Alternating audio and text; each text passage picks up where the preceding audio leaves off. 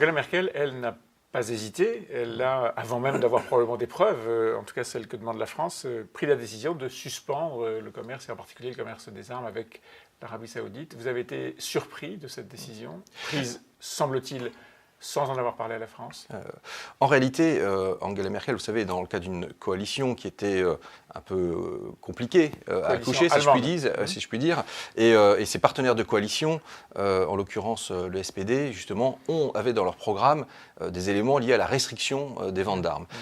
Et donc, de ce point de vue-là, je dirais que c'est déjà un peu dans le programme qui était élaboré, encore une fois, par la coalition. Maintenant, la France, vous savez, comme l'a dit Florence Parly, elle ne vend pas des armes comme on vend des baguettes. Le principe, c'est la prohibition. Après, il y a des dérogations, il y a des autorisations. Et donc tout ça est encadré. Voilà, c'est encadré par un processus très minutieux, avec une commission interministérielle, et les décisions ne sont pas prises à la légère.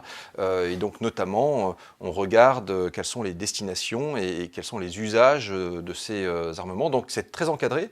Et vous savez, la France, elle n'est que le 6e fournisseur de l'Arabie Saoudite.